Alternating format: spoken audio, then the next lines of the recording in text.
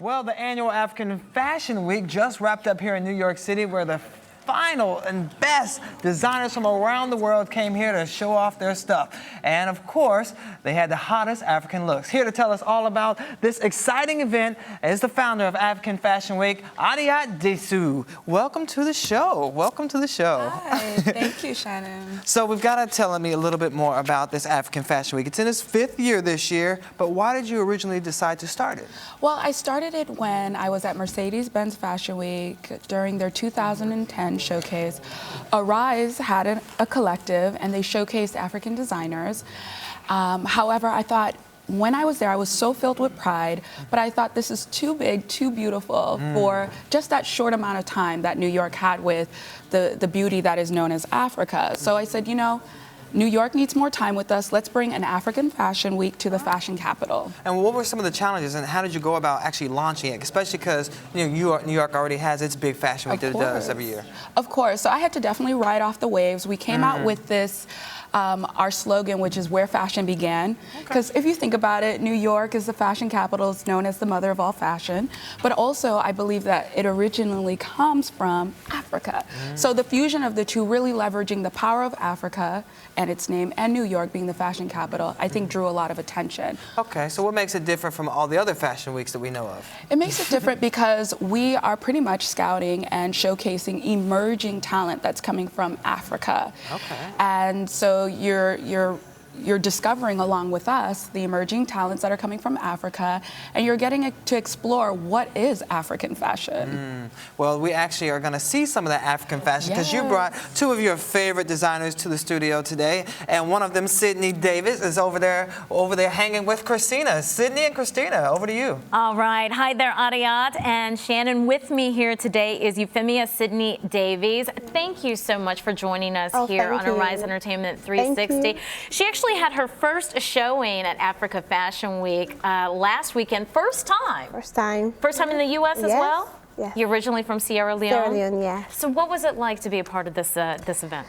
Well, it was mind-blowing. It was amazing. I mean, obviously when I arrived and I saw the venue and I saw all the organization behind it, it was pretty amazing. Really. I was lucky enough to attend the show, and I saw some of your fashions, and you brought some of your models and some of your designs today. Yes, Why don't we bring them out?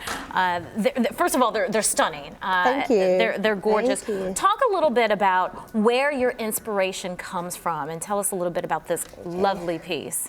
Well, my inspiration, it's African, very heavily African inspired, but from a different angle, an unexpected angle.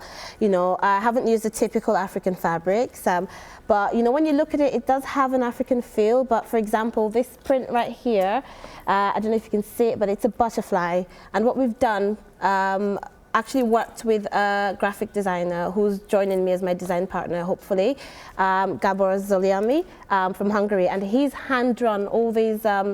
This butterfly example is a species unique to Africa, and we've hand-drawn it and worked on it with a computer. So it's all African inspired. It's, you know, African animals, landscape. So I mean, the inspiration behind this collection, I wanted to go very colorful, very happy, very bubbly, because that tends to be the kind of person I am, and especially after a very heavy graduate collection, which was heavily based around my experiences and survival of the civil war in Sierra Leone. So my collection is very intense emotionally.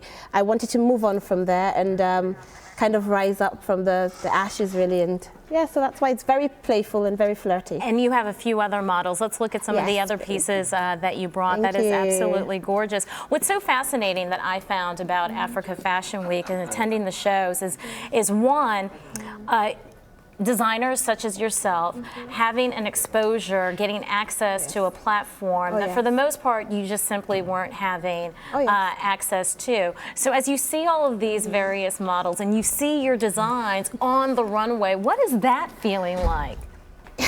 I cannot really describe it, really. It's you feel a sense of pride, and obviously to be associated with a show as, you know, of its highest professional level as Africa Fashion Week, and been given the opportunity to showcase my designs. I mean, it's so vital for, there's so much talent out there, you know, so many people in their living rooms sewing, they've got so much to give, and it's amazing to have platforms like this to showcase your work. So talk to us a little bit about this Well, piece. this is one of my favorite pieces. Obviously, I do menswear as well, and a unique trend that I wanted to set myself is the idea of removable items. So, for example, this shirt is completely removable, so I've matched it. Take it off, take it off. Take it off, let's see. Don't be shy. Go ahead, take it off. So right there. We've got other that's shirts. cool. Yeah. I see. We've got other shirts and other prints in the whole Yeah. collection, and they're all interchangeable. So, for example, you can have a shirt that's half see-through and half fabric, or half red and half black. So that's my, that's kind of like my niche. And obviously, I used quite a lot of plastic as well, because the collection is called Light is Color, Light is Life, Let's Live. So the idea of see-through, being able to see through light reflecting through the plastic, and let's bring out your next model as well. Yeah. Another beautiful piece, exquisite. Do the legs come with the outfit? Maybe.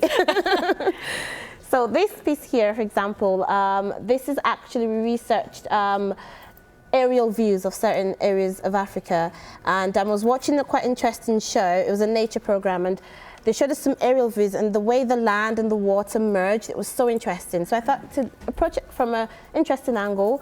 So this is kind of like aerial views of formed patterns, organic shapes that we've hand drawn. My design partner's hand drawn, and it's very tailored, very chic, you know, very, very elegant, and yeah. Oh, beautiful, beautiful pieces. Euphemia, all the best of luck Thank you so to much. you with this line. I certainly Thank you hope to so see you again next year at the next Africa Fashion Week. I want to send it back to Adiat and Shannon Thank now. you. Now I see why Sydney is one of your favorite designers. We Amazing adore pieces. Sydney. We adore her. Now, what are some of the trends that we're going to be seeing this year? One of my favorite trends is the love child of Africa and vintage, which I think one of the designers that really captures that trend is Reuben Royale. Oh, well, mentioning Reuben Royale, he's up next with Christina, so let's check out his designs. Yes, now I have designer Reuben Rule. Reuben, please tell me about your designs and your sense of style. My design aesthetic is basically, I think about women, all shapes, sizes, and all different backgrounds. And I believe we have a few of your models. Why don't Yes, we have them do. Come out. You were saying you think about women? You Yes, I think about the silhouette. I think about things that are very chic and wearable. So in my collection, I took New York City, the energy of New York City, and the energy from my my home, which is like the church, and I designed things that women can wear everywhere, anywhere. Yeah. Basically, you can take this from the office to church and pair it with things that are more. And let's bring out your unique and other models as different. well. Yes. Really beautiful pieces. Thank now, you. You are from Virginia Beach. What Yes. was the experience like for you? Let's bring out your other model as well. I want to make sure we get all the models in. Tell us a little bit about your experience participating in Africa Fashion Week. African Fashion Week, it was a really great platform for me. I really appreciated the response that I received as well. It was crazy backstage, but at the same time, it was amazing to see the clothing come to life on the runway for the first time. This is the first time I've seen it come to life. It was an amazing experience.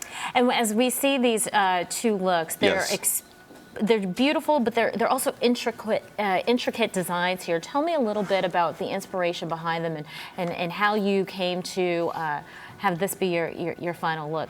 Gorgeous. Thank you. Well, I wanted to make something or design clothing that took the inspiration from the African fashion, African fabric, and then turn it into something more modern. I wanted to make it very, very wearable. So these last two looks, I was inspired by the church. I was inspired by women who like to be covered, but at the same time have a sexiness to them. Beautiful. Ladies, can you turn around just so we can see the back of it as well? As a designer, I can only imagine how kind of cutthroat and competitive the industry is. What is it like then to be participating in an event when you see so many designers and designs that kind of reflect what your vision is? It really wasn't intimidating. It was really inspiring. For me to see that there were other designers like me who use the same fabrics, the same prints, it was pretty amazing. And I can only imagine that it also kind of inspires you as well. You're among like minds, Yes, if you will. Yes. Yeah. And so, any plans to return to Africa Fashion Week, ladies? We can have you turn around again. Definitely. Definitely. Next year, I would like to showcase some menswear. A lot of men have been asking me, do you make menswear? And I tell them, no, not yet, but soon. So hopefully that will be my next step. When it comes to the exposure that you're able to get because of your participation in this particular forum, how does that then translate to the business? It translates really, really well. I feel like my platform, I've been doing this for almost a year now, and my platform I've been selling online. So that already broadened my scope. But to have this show in New York City where people in New York don't really know me, it was a really good way of exposing myself to the audience of Africa and also the audience of New York City. All right, Reuben Rule, participating in Africa Fashion Week, which actually just wrapped up last week. Thank you, ladies. You brought some gorgeous designs. In fact, you can actually leave the dresses in the bag after the show. And you are watching Arise Entertainment 360. We'll be right back.